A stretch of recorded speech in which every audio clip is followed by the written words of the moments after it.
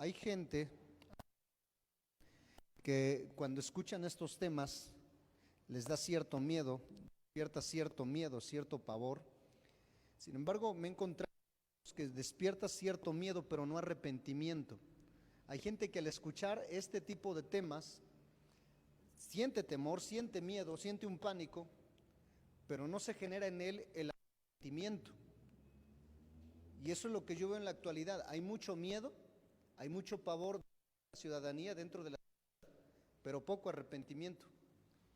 Y lo que más me preocupa que dentro de todo ello esté el pueblo cristiano. Haya mucho miedo, mucho pánico y poco arrepentimiento. Ahora déjeme decirle, este tema o esta serie de temas no es para infundir temor, no es para infundir miedo, sino es para inspirarnos, motivarnos a buscar a Dios, a vivir en comunión, a vivir en obediencia. Y hemos estado hablando ya varios temas y hace 8 días hablamos acerca del milenio. ¿Qué va a pasar después de que concluya el milenio? Como nosotros sabemos, Cristo vendrá a reinar por durante 1000 años. 1000 años durante los cuales Satanás estará atado en el abismo, dice la Escritura. Y después de esos 1000 años, Satanás será soltado para una vez más incitar a una revuelta. Ahora, ¿qué va a pasar después del milenio? Lo que va a pasar después del milenio es el juicio del gran trono blanco. ¿Cómo se llevará a cabo el juicio del gran trono blanco? Yo quiero que vaya usted buscando en su Biblia Apocalipsis capítulo 20, verso 11 al 15. Apocalipsis capítulo 20, versículo 11 al 15. Vamos a estar ahí leyendo la palabra de Dios. Dice de la siguiente manera, Apocalipsis capítulo 20, versículo 11 al verso 15. Y vi un gran trono blanco y al que estaba sentado en él, delante del cual huyeron la tierra, el cielo y ningún lugar se encontró para ellos. Verso 12. Y vi a los muertos grandes y pequeños de pie delante de Dios, y los libros fueron abiertos, y otro libro fue abierto, el cual es el libro de la vida. Y fueron juzgados los muertos por las cosas que estaban escritas en los libros según sus obras. Verso 13. Y el mar entregó los muertos que había en él, la muerte y el Hades entregaron los muertos que había en ellos, y fueron juzgados cada uno según sus obras. Verso 14. Y la muerte y el Hades fueron lanzados al lago de fuego. Esta es la muerte segunda. Y el que no se halló inscrito en el libro de la vida fue lanzado al lago de fuego. Yo quisiera que oremos a Dios. Padre, en el nombre maravilloso de Cristo Jesús, yo oro en este momento, Padre mío, para que me des revelación, me des inspiración, me des la destreza, la unción, Señor, para comunicar tu palabra. Y te pido, amado Padre Celestial, que todos aquellos que nos están viendo, Dios mío, a través de esta transmisión por Facebook Live, Señor, sean bendecidos, sean tocados por el poder de tu palabra, Señor. Que no solamente escuchen una conferencia o una predicación que solamente se ve desde el punto de vista doctrinal solamente o teológico, sino que podamos, Señor, ser confrontados, ser redarguidos, ser transformados por el poder de tu palabra.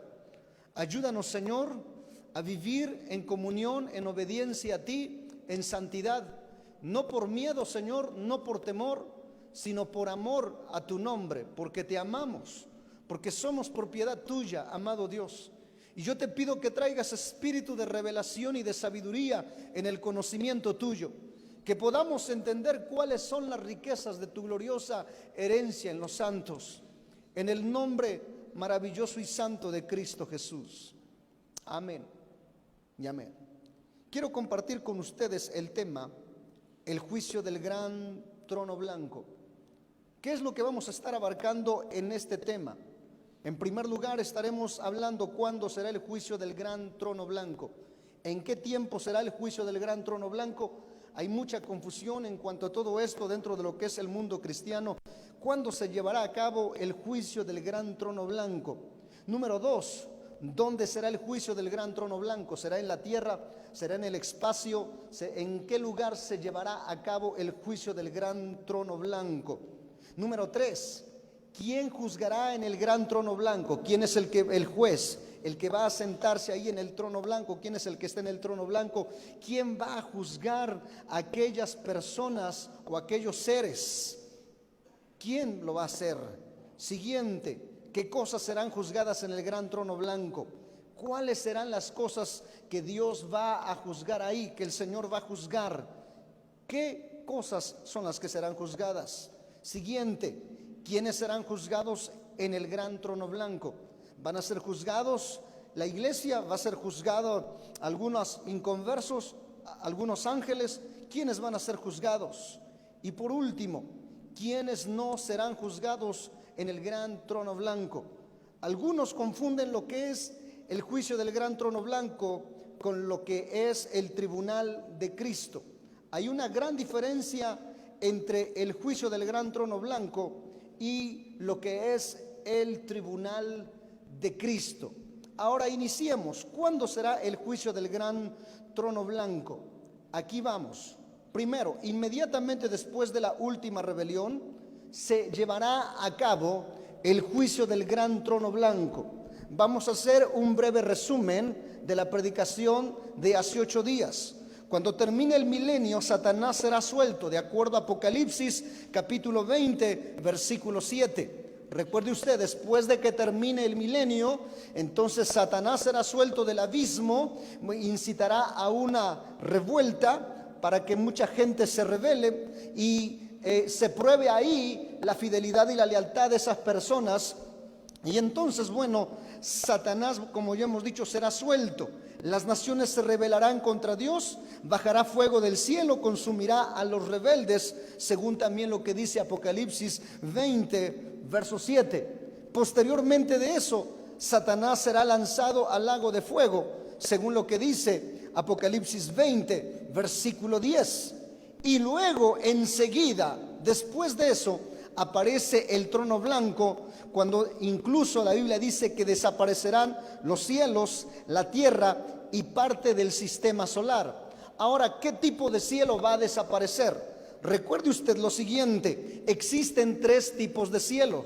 El primer cielo, que es el cielo atmosférico; el segundo cielo, donde están las galaxias, las estrellas, los astros, el sistema solar; y el tercer cielo, donde Dios está.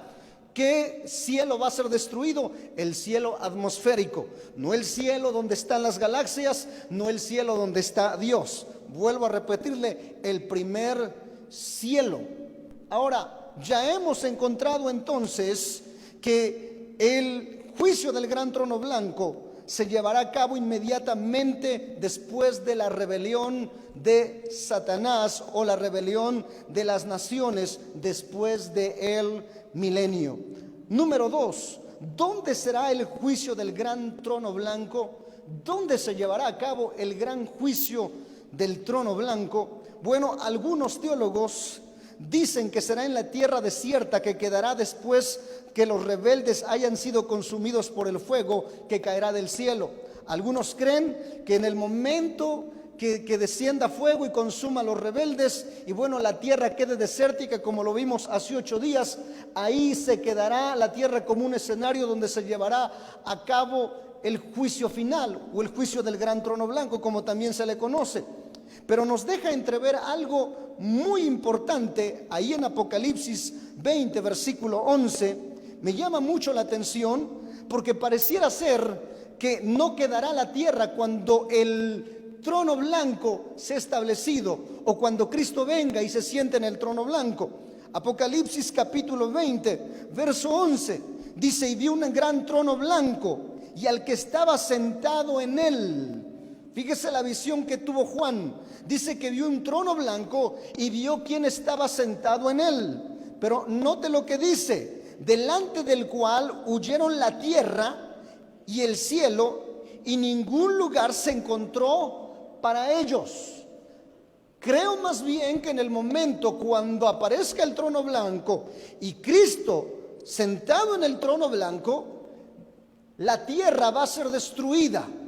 ¿Cómo va a ser destruida? El apóstol Pedro nos deja entrever que va a ser por fuego. Algunos creen que será el mismo fuego que va a aniquilar a los rebeldes, el mismo fuego que va a descender y va a calcinar a aquellos que se rebelaron contra Dios en el milenio, vuelvo a repetir, y que será ahí donde será destruido el cielo atmosférico y también la tierra. Entonces, ¿dónde será el juicio del gran trono blanco? Se cree más bien que será en el espacio sideral. Vuelvo a repetir, en el espacio sideral. ¿Por qué? Porque ya no habrá tierra y porque ya no habrá cielo. Entonces se cree más bien que va a ser en el espacio sideral. Ahora, pasemos al siguiente punto. ¿Quién juzgará en el gran trono blanco? ¿Quién es el que va a juzgar ahí? De hecho, nosotros sabemos que no tiene que ser ningún ángel, algún arcángel, algún querubín o alguno de los 4 seres vivientes que menciona la Biblia. Más bien es Dios el que tiene que juzgar. Y la Biblia nos dice algo muy interesante en el Salmo 45, versículo 6. Salmo 45, versículo 6. Nos habla del trono de Dios y nos da una descripción, una breve descripción de cómo es la naturaleza, voy a llamarlo así, la naturaleza del trono de Dios. Salmo 45, verso 6, dice: tu trono, oh Dios, es ¿qué cosa? Eterno. ¿Cómo es el trono de Dios? Eterno. ¿Por qué el trono de Dios es eterno? Porque Dios es eterno. Y escúcheme bien, le voy a agregar algo aquí más. La alabanza también es eterna. ¿Sabe por qué la alabanza es eterna? Porque el trono de Dios es eterno y el que está sentado en el trono es eterno. Por lo tanto, la alabanza será eterna. Usted y yo le alabaremos, le exaltaremos a Dios por siempre, porque Él es eterno. Tu trono, Dios, es eterno. Y luego dice: para siempre. Cetro de justicia es el cetro de tu reino. Aquí encuentro 2 atributos del trono de Dios. Número 1, es eterno. Número 2, hay justicia ahí. Es un trono justo. Ahora, Dios es el que se sienta en el trono para juzgar. Pero recordemos que Dios es Dios Padre, Dios Hijo y Dios Espíritu Santo. Vuelvo a repetirle: Dios Padre, Dios Hijo y Dios Espíritu Santo. Si habláramos de la siguiente forma, ¿quién entonces será el que juzgará? ¿Dios Padre, Dios Hijo o Dios Espíritu Santo? ¿Quién de los tres? Pudiéramos decir: es el Padre el que va a juzgar, es el Espíritu Santo el que va a juzgar. Sin embargo, creo que Jesús nos dejó en claro quién es el que va a juzgar. Juan capítulo 5, verso 22. Juan capítulo 5, el versículo 22. Mira lo que dice la Escritura: porque el Padre a nadie juzga. Mira lo que dice: porque el Padre a nadie juzga, sino que todo el juicio lo dio ¿a quién? ¿A quién? Al Hijo. Entonces, ¿quién es el que va a juzgar? Jesús, Cristo. Ahora, algunos tendrán problema con esto, porque algunas iglesias cristianas no creen que Jesús sea Dios. Algunos reducen a Jesús como un profeta, como un líder que fundó una de las 5 religiones principales del mundo. Pero de acuerdo a la Escritura, Jesús es Dios. Él es todopoderoso. Él tiene los atributos de omnisciente, de omnipresente, de omnipotente, de santo. Me estoy explicando. Él es Dios. Segunda de Timoteo capítulo 4, verso 1. El apóstol Pablo prácticamente recalca lo mismo que nuestro Señor Jesucristo dijo. Segunda de Timoteo capítulo 4, verso 1. Dice la Biblia: te encarezco delante de Dios y del Señor Jesucristo, ojo aquí, que juzgará a los vivos y a los muertos en su manifestación y en su reino. ¿Quién entonces juzgará? Ya vimos, nuestro Señor Jesucristo. Y nuestro Señor Jesucristo es más que un profeta, es más que un apóstol, es más que un hombre, es Dios mismo. Ahora la pregunta que surge: ¿por qué tiene que ser Cristo el que juzgue? ¿Por qué tiene que ser Cristo el que juzgue y no nuestro Padre Celestial? Creo que hay muchas razones, pero la primera, escúcheme bien, es porque Él nos entiende como hombres. Escúcheme bien, Jesús nos entiende como hombre. Él conoce nuestras debilidades, entiende nuestros corazones. Y no podemos objetar esto, que Él es un juez que fue o que fue semejante a nosotros. En otras palabras, Jesús nos comprende en nuestra humanidad. ¿Por qué? Porque Él vino y se hizo hombre. Él se hizo humano. Él fue tentado en todo, dice la Escritura. Por lo tanto, cuando alguien se presente delante de Dios, no va a tener excusa de que se dejó derrotar por la tentación, por el pecado, por la maldad, porque Jesús con justa experiencia juzgará no solamente su experiencia de Él como Dios, sino su experiencia de Él como humano. Él vino, se humanizó aquí en la tierra y venció al diablo, venció a la muerte, venció el pecado y nos enseñó a cómo vivir en santidad y en obediencia para Dios. Amén. ¿Por qué tiene que ser Jesús? Porque solamente Él puede juzgar con un juicio equitativo de la mejor manera, de la mejor forma.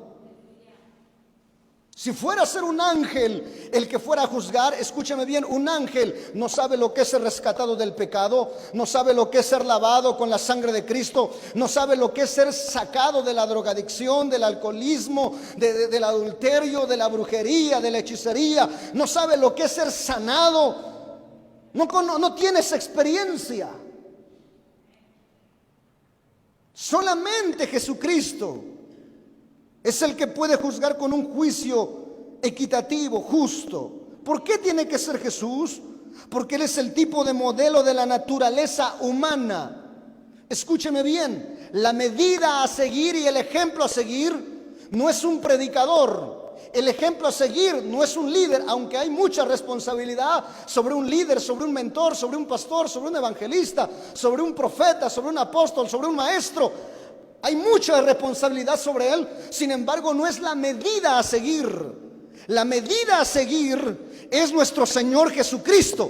Los hombres pueden caer, los hombres pueden fallar, pero no por eso usted se tiene que desanimar y lo tiene que usar como pretexto para pecar. El único que no falla, la medida a seguir, se llama nuestro Señor Jesucristo.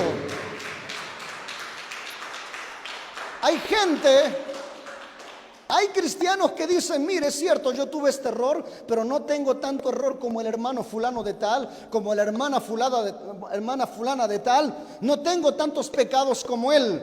Pero la persona, cuando se mide así, se siente justo. Pero cuando todos nos medimos a la estatura del varón perfecto, a la medida de la estatura de la plenitud de Cristo, nos daremos cuenta que es la medida perfecta. ¿Por qué Cristo tiene que ser el que juzga? Porque Él es la norma en su persona. Pues si un hombre es como Cristo, ese hombre es justo. Pero si un hombre no es como Cristo, ese hombre merece ser condenado. Vuelvo a repetirle esto. Si un hombre es como Cristo, ese hombre es justo. Pero si ese hombre no es como Cristo, ese hombre merece ser condenado, o merece más bien el juicio. ¿Por qué tiene que ser Jesús? Porque ese es su deber, o ese es el privilegio que el Padre le ha conferido. Ahora pasemos al siguiente punto. ¿Qué cosas serán juzgadas en el gran trono blanco? ¿Qué cosas serán juzgadas? ¿Qué van a ser juzgadas? Obviamente hay muchas cosas que van a ser juzgadas. Hay muchísimas cosas que van a juzgarse, pero la Biblia nos deja entrever por lo menos 4 cosas 4 cosas que van a ser juzgadas, o de los cuales van a ser juzgados aquellos que pasen por esa terrible experiencia del gran juicio del trono blanco. Número 1, los pecados ocultos y las intenciones del corazón, según lo que dice Romanos capítulo 2, verso 1 al 16. Los pecados ocultos, pecados como aquellos cuando se engaña a medio mundo, pero se nos olvida que a quien no podemos engañar es a Dios. Aquel hombre que quizás jugó con ciertas mujeres, 4 o 5 mujeres, y su esposa nunca lo supo, pero Dios sí lo sabe. Aquel joven que se fue de pinta, hizo y deshizo de su vida, y quizás sus padres nunca se dieron cuenta, porque borró incluso su cuenta de Facebook, su cuenta de Instagram, borró todas las cosas obscenas y sucias, y sus padres, como no sabían de tecnología, nunca se dieron cuenta. Sin embargo, Dios sí se dio cuenta.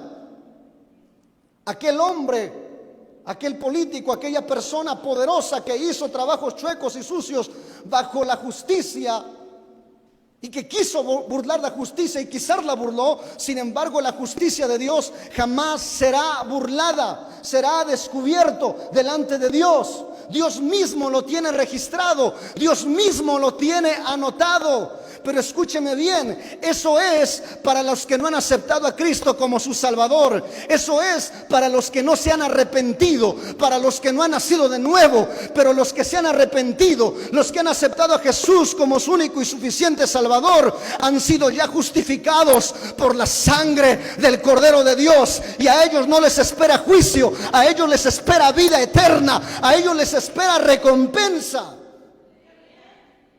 Yo no sé si usted está gozoso por eso, pero eso son de gozo para nosotros, es razón de gozo. Número 2, toda palabra ociosa será juzgada. Jesús dijo que de toda palabra ociosa que hablaren los hombres, de ello darán cuenta en el día del juicio, según Mateo capítulo 12, verso 37. Esto es lo que muchos no entienden. Eso es lo que muchos no comprenden, que hay que tener cuidado con lo que hablamos. Pero tanta gente a veces resulta que tiene problemas para expresarse, para hablar, para decir las cosas. Si fuéramos más conscientes en la sociedad de que un día daremos cuenta de todas las palabras, que sin darnos cuenta o sin saber lo que estamos hablando y afirmando, pensaríamos más para hablar. Toda aquella persona, todo aquel blasfemo, todo aquel maldiciente, todo aquel que cada vez de que hablaba, lanzaba o decía maldiciones, dará cuenta delante de Dios en aquel día. Número 3, todas las cosas que las personas hicieron, según Eclesiastés capítulo 12, verso 14. Todas las cosas que las personas hicieron.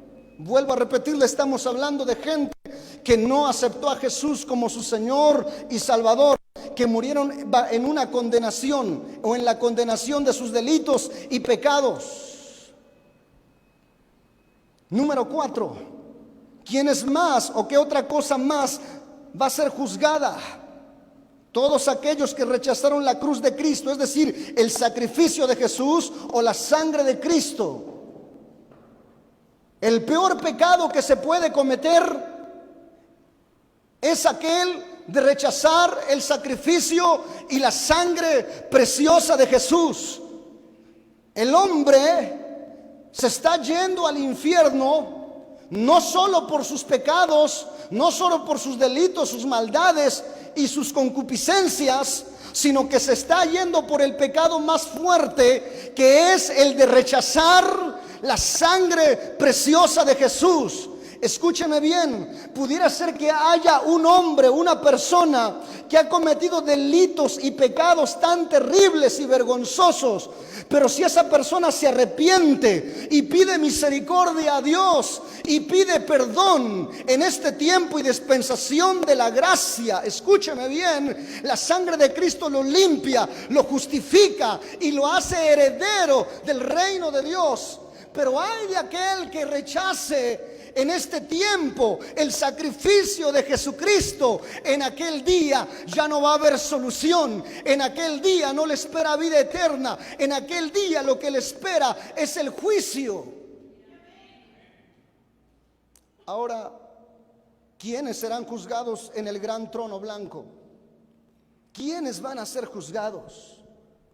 Hay por lo menos 5 grupos diferentes de seres que van a ser juzgados. En primer lugar, empezamos aquí, en primer lugar, los inconversos de todas las épocas. No va a haber nadie que se escape, por muy influyente que sea, por muy famoso que haya sido, por muy rico que haya sido, por muy poderoso que haya sido, por muy astuto, muy sagaz que haya sido. Los inconversos de todas las épocas van a ser juzgados. Escúcheme bien, todos los hombres y mujeres inconversos, desde Caín hasta el último impío del milenio, serán juzgados en el juicio del gran trono blanco. Vuelvo a repetirle, desde Caín hasta el último impío o el último que se haya revelado ahí en el milenio, todos ellos serán juzgados. Apocalipsis capítulo 20, verso 15. La Biblia nos dice qué es lo que va a acontecer con aquellos inconversos o con aquellos rebeldes. Dice la Escritura: y el que no se halló inscrito en el libro de la vida fue lanzado ¿a dónde? Fue lanzado ¿a dónde? Escuchen, no al infierno, sino al lago de fuego. ¿Dónde está la gente que peca y que se muere sin Cristo? ¿A dónde va? Al infierno. ¿Dónde está el infierno? En el corazón de la tierra. Este es otro estudio escatológico. Está en el corazón de la tierra. Pero dice la Escritura que el infierno va a dar sus muertos, los va a devolver. ¿Por qué los va a devolver? Porque la tierra va a ser destruida. ¿Y entonces qué será del infierno? No habrá entonces infierno. ¿Y entonces a dónde van a ir estos? Al lago de fuego. Ahora usted me dice, ¿y entonces qué pasa con el infierno? Escúcheme bien, familia. El infierno es simplemente como una sala de espera. Aquellos que están esperando ser juzgados. Es como que el infierno, voy a llamarlo así, fuera San José y Pacho Viejo fuera el lago de fuego. Me estoy explicando. Gente que apenas está en una cárcel más pequeña, pero va a ir a una mayor, a una peor. Me estoy explicando. No es lo mismo el infierno que el lago de fuego. Y es aquí donde muchos confunden las cosas. Pero dice la Escritura que en aquel día serán resucitados aquellos. O sea, están en un tiempo de espera, ya están sufriendo, ya están en un tormento. Y la Biblia nos describe mucho acerca de lo que es del infierno. De hecho, Jesús habló más del infierno que del bautismo. Yo creo que es necesario a veces dar un estudio acerca de lo que es el infierno.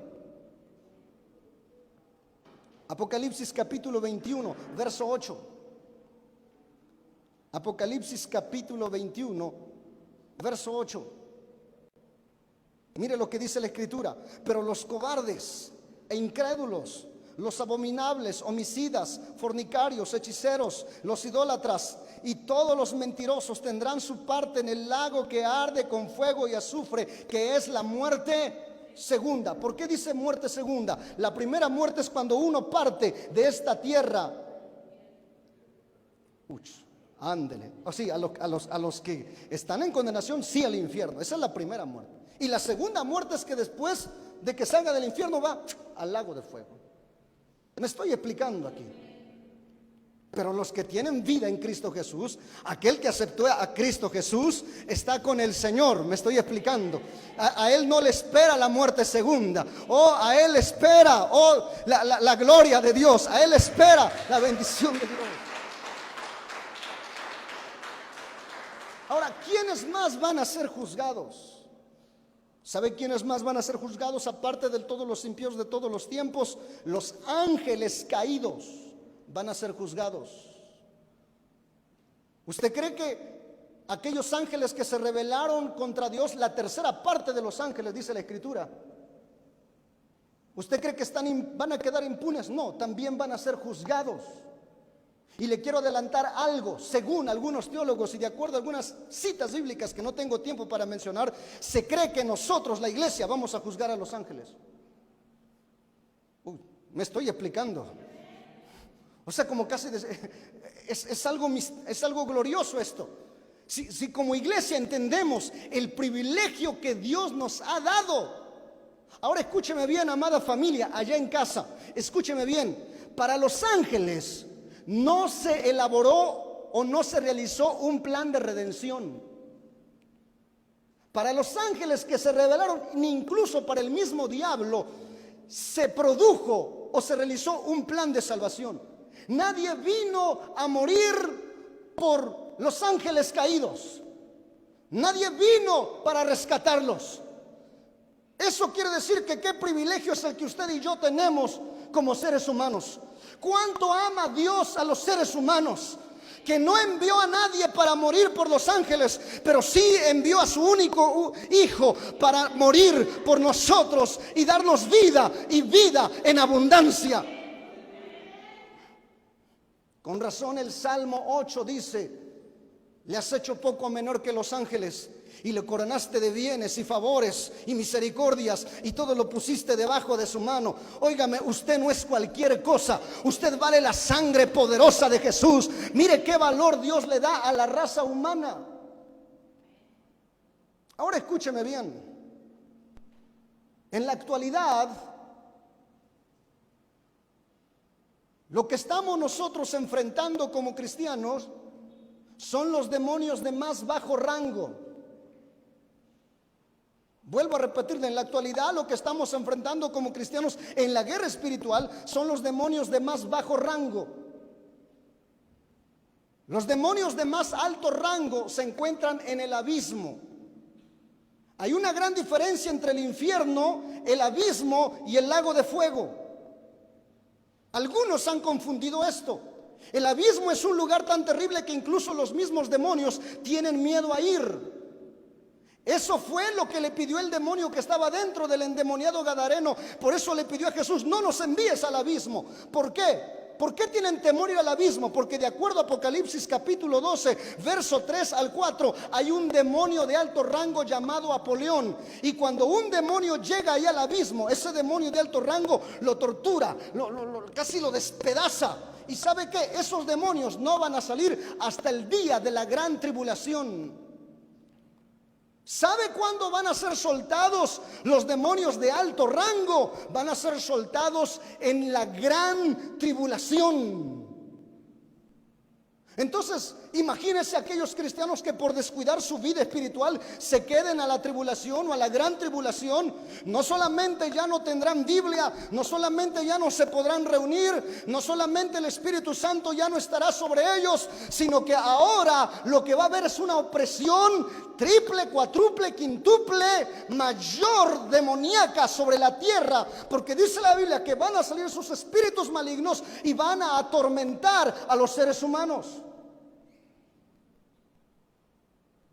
Pero no se ponga triste, ni aquí ni allá en casa. Eso es para los que se quedaron. Usted estará allá dando gritos de júbilo en el tercer cielo. Usted está allá regocijándose, exaltando a Dios si le obedecemos y si le buscamos a Él. Ahora escúcheme bien. El infierno y el lago de fuego fue diseñado y creado para Satanás y para sus ángeles, no para el ser humano.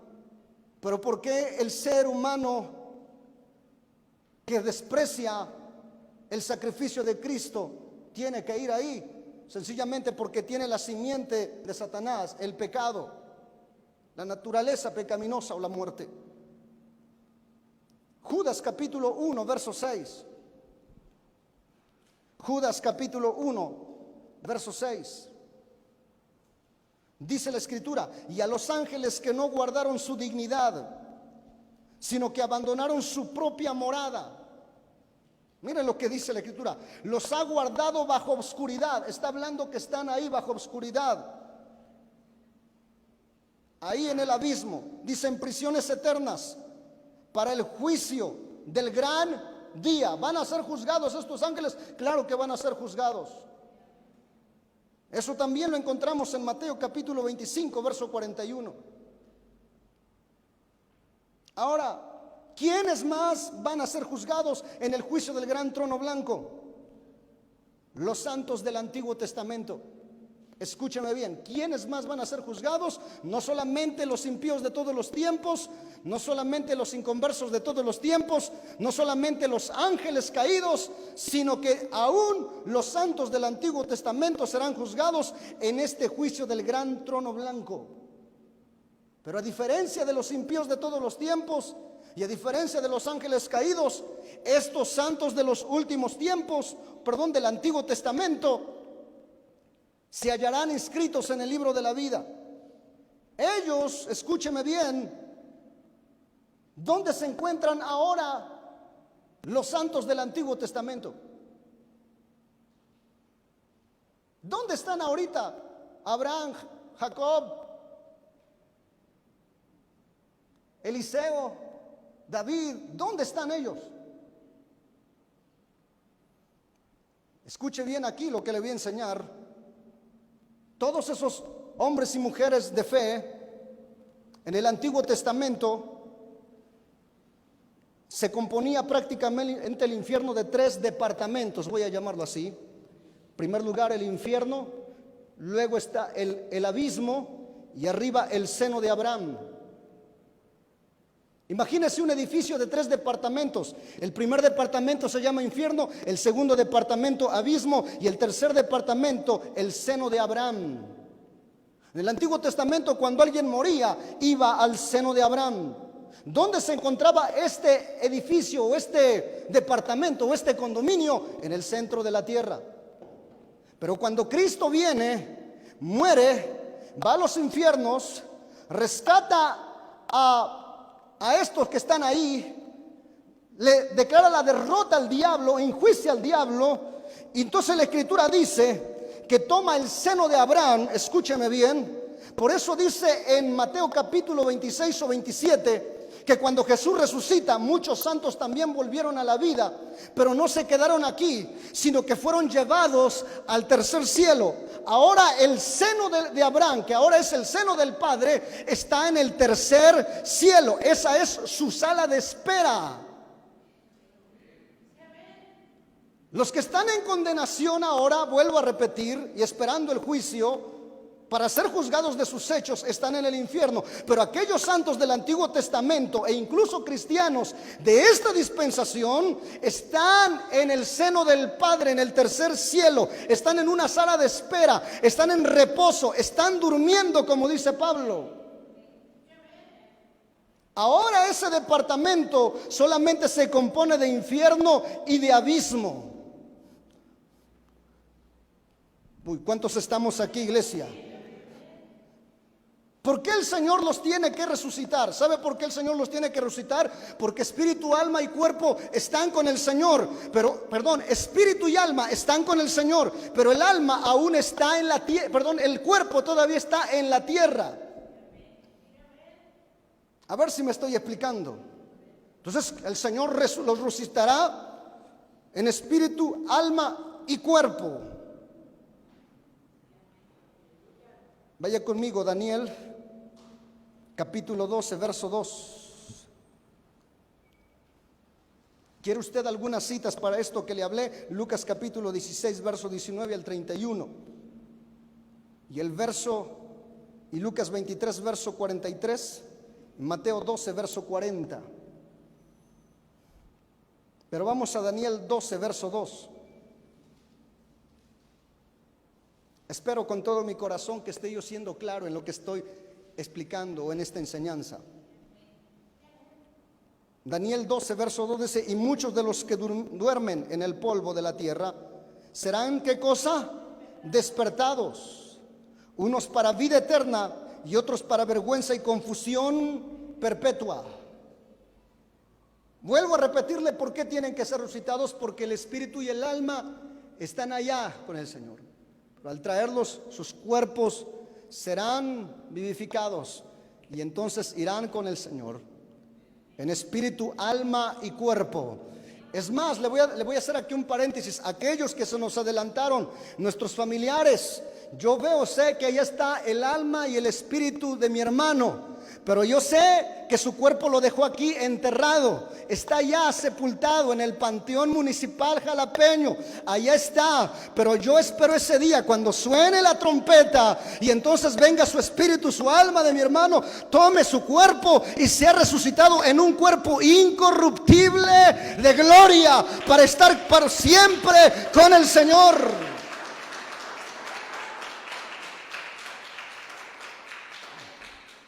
No se queda nada aquí en la tierra.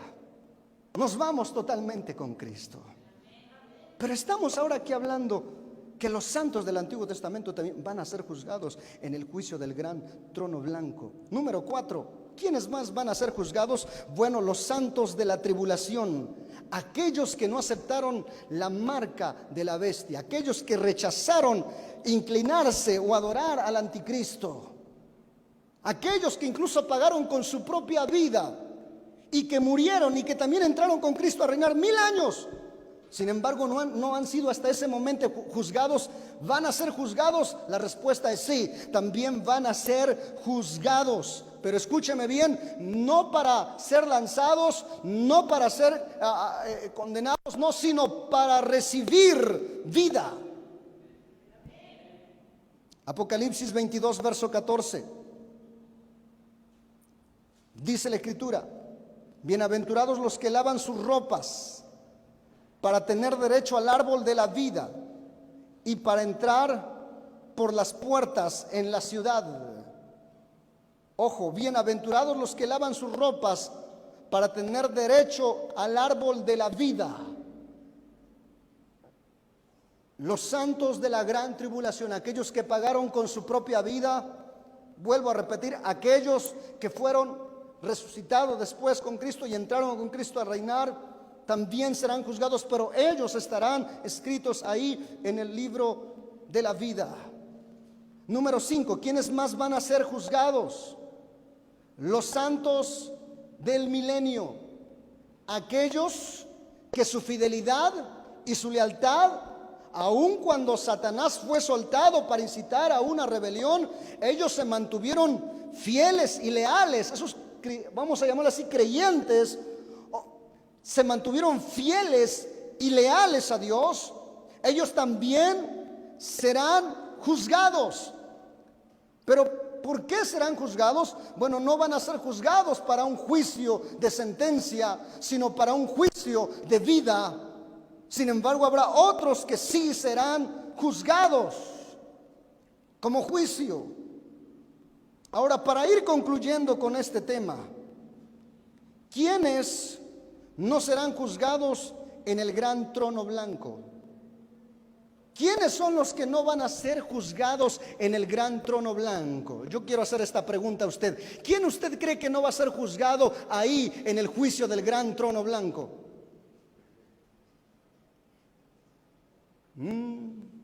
¿Será que estaremos ahí la iglesia? No. Juan capítulo 5, verso 24 y el versículo 29. Juan 5, verso 24 y verso 29. Mire lo que dice la Biblia. De cierto os digo, que el que oye mi palabra y cree al que me envió, tiene ¿qué cosa? Vida eterna. Y no vendrá ¿qué cosa? A condenación, mas ha pasado ¿de qué? De muerte a vida. Ahora, vea usted, versículo 29. Verso 29 dice: y los que hicieron lo bueno saldrán a resurrección de vida, mas los que hicieron lo malo a resurrección ¿de qué?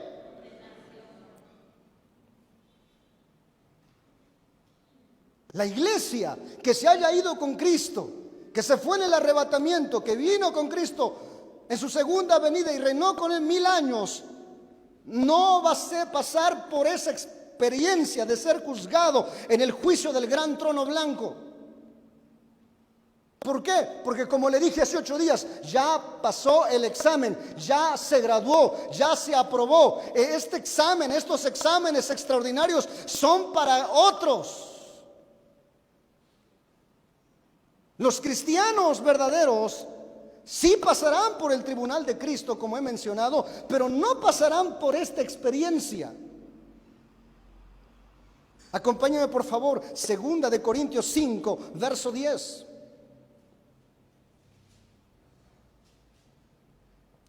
Segunda de Corintios capítulo 5, versículo 10. Dice la palabra del Señor: porque es necesario que todos nosotros, ojo aquí, ¿a quién se refiere todos nosotros? Está refiriéndose a toda la iglesia de Cristo. Porque es necesario que todos nosotros comparezcamos ante el tribunal de Cristo. Hay 2 palabras para tribunal en el griego. La primera es bima y la segunda es criterio. Criterio, la palabra criterio era un lugar donde se juzgaba a aquellos reos para dictarles sentencia. Pero la palabra bima es una plataforma para recompensar lo que en aquel entonces, o lo que hoy sería los Juegos Olímpicos de nuestra época. Se recompensaba a aquellos jugadores que habían salido vencedores en un juego de esos.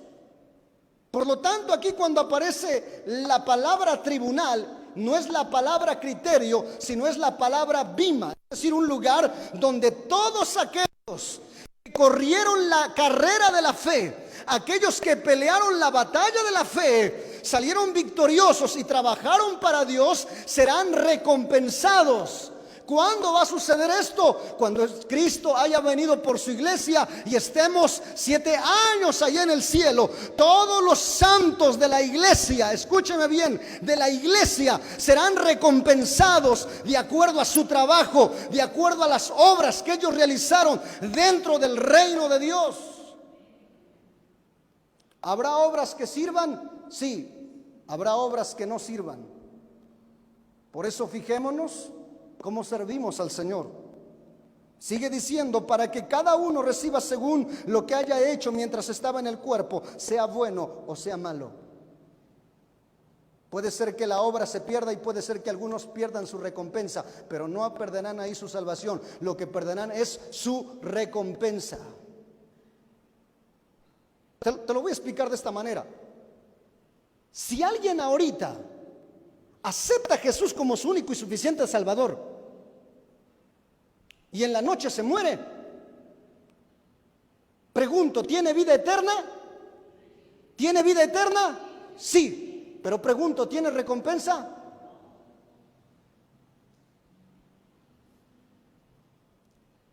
El hombre, el criminal que se arrepintió estando a la pie de la cruz, tuvo vida eterna, pero no recompensa.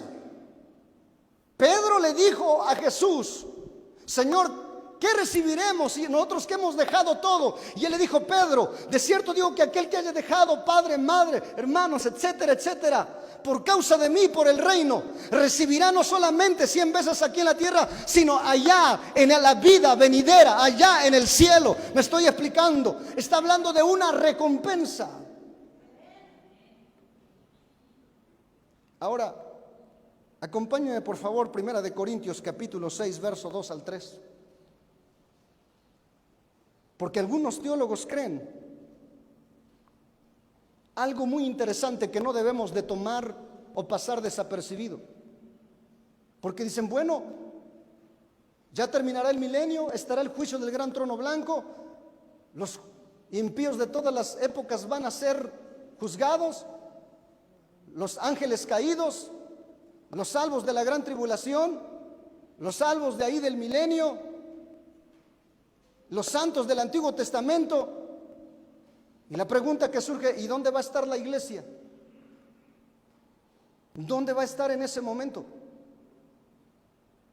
Algunos creen que ya vamos a estar ahí en el cielo, en el tercer cielo, pero otros creen, de acuerdo a la cita que vamos a leer, que parte de la iglesia ayudará a Cristo para juzgar o llevar a cabo ese juicio.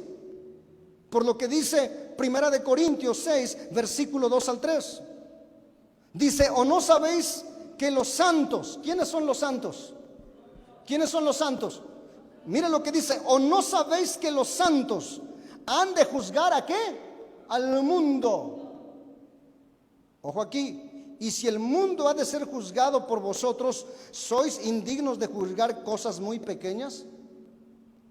Pero versículo 3, mire lo que dice, ¿o no sabéis que hemos de juzgar a quiénes? ¿A quiénes? ¿A qué ángeles? A los ángeles que se rebelaron, a los ángeles caídos.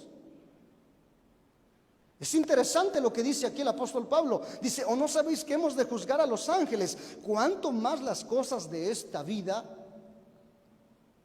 O sea, pareciera ser que parte de la iglesia va a ayudar a llevar ese juicio, va a ayudar a Cristo a ayudar a ese juicio. Algunos lo creen así.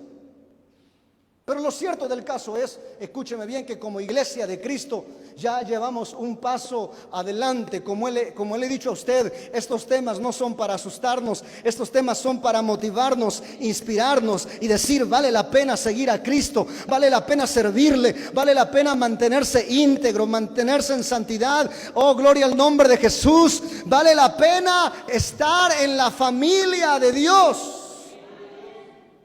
Por lo tanto, ¿qué es lo que nosotros tenemos que hacer? Mantenernos firmes en nuestra fe. Mantenernos firmes buscando al Señor. Pero hay de aquel que no ha aceptado a Cristo como su único y suficiente Salvador. Hay de aquel que ha rechazado la sangre de Cristo, el sacrificio de Cristo. Hay de aquel que no se ha arrepentido de sus pecados, sus delitos, sus maldades. A él o a esa persona no le espera recompensa, le espera el juicio final, le espera un final muy terrible y muy trágico. Pero todos aquellos que han aceptado a Jesucristo como su único y suficiente Salvador, les espera recompensa, les espera conocer cara a cara la presencia de nuestro gran Dios y nuestro Señor Jesucristo. Así que yo te animo, amada familia, para que sigamos buscando el rostro del Señor. La decisión nosotros la tomamos. Somos nosotros los que decidimos en dónde queremos comparecer, en el tribunal de Cristo o en el juicio del gran trono blanco. Yo quisiera en este momento que estemos de pie, oremos a Dios. Padre, gracias, Señor. Gracias, amado Dios Todopoderoso, por todo lo que tú haces y harás. Gracias, amado Dios. Gracias por tu presencia, Señor Jesucristo. Aquí estamos en este momento. Levantamos, oh Dios, nuestra voz, nuestro clamor. Señor, gracias, Señor, por habernos salvado. Gracias, Señor, por habernos limpiado, por habernos transformado, por habernos cambiado, Señor.